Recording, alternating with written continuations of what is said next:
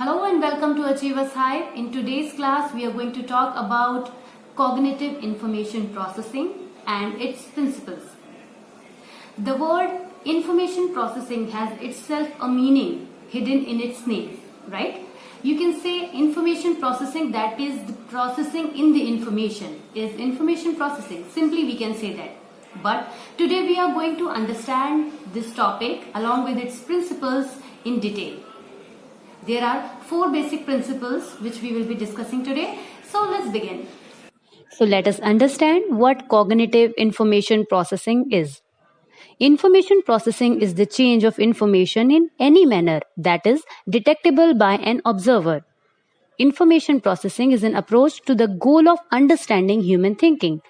It began in the 1940s and 1950s.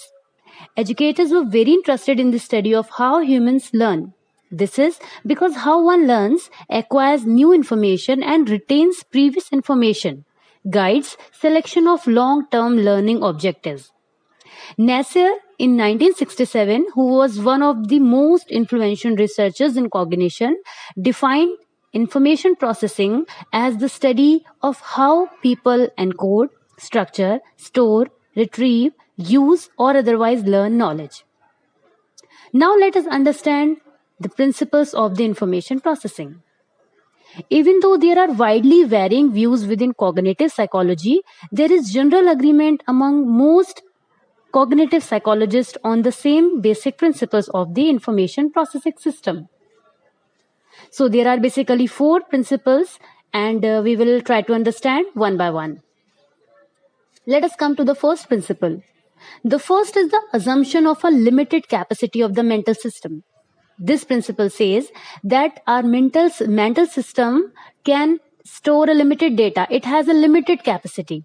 This means that the amount of information that can be processed by the system is constrained in some very important ways. Something that slows down the process or any kind of restriction in the flow and processing of information occur at very specific points. Second principle. Let us talk about second principle of information processing. A second principle is that a control mechanism is required to oversee the encoding, transformation, processing, storage, retrieval, and utilization of information. In this principle, it is being said that a control mechanism is needed. It is required to oversee the encoding, transformation, processing, storage, retrieval, and utilization of information. This principle is basically influenced with the Atkinson and Shiffrin model, which was given in 1971 by Richard Atkinson and Richard Shiffrin. If you want to go in detail for this model, you can check the description box below. There you will find the details of this model. That is, not all the processing capacity of the system is available. In this principle, it was mentioned that not all the processing capacity of the system is available. An executive function that oversees this process will use up some of its capability. See, when one is learning a new task or is confronted with a new environment, right? When you go to a new place or you try to accommodate yourself at a new place, the executive function requires more processing power than when one is doing a routine task or is in a familiar environment. Suppose you are living in your own home, you follow a simple routine every day. But when you visit to your friend's home or somewhere else, that changes completely, or you have to make some extra efforts to regulate your day. So in this second principle, this thing was said. Now coming to the third principle of information processing. According to the third principle, how information is being processed. It is said that there is a two-way flow of information as we try to make sense of the world around us. We constantly use information that we gather through the senses. This is what happened. We continuously use some information that we see, that we touch, that we feel, that we hear by any of our senses, and information we have stored in memory in a dynamic process. As we construct meaning about our environment and our relations to it. This is somewhat analogs to the difference between inductive reasoning. Inductive reasoning is what? Going from specific instances to a general conclusion. That is called inductive reasoning. And deductive reasoning is what? Going from a general principle to specific example. So we construct meaning about our environment from our relations to it. And when the difference between inductive reasoning and deductive reasoning, a similar distinction can be made between using information we derive from the senses and that generated by our imagination.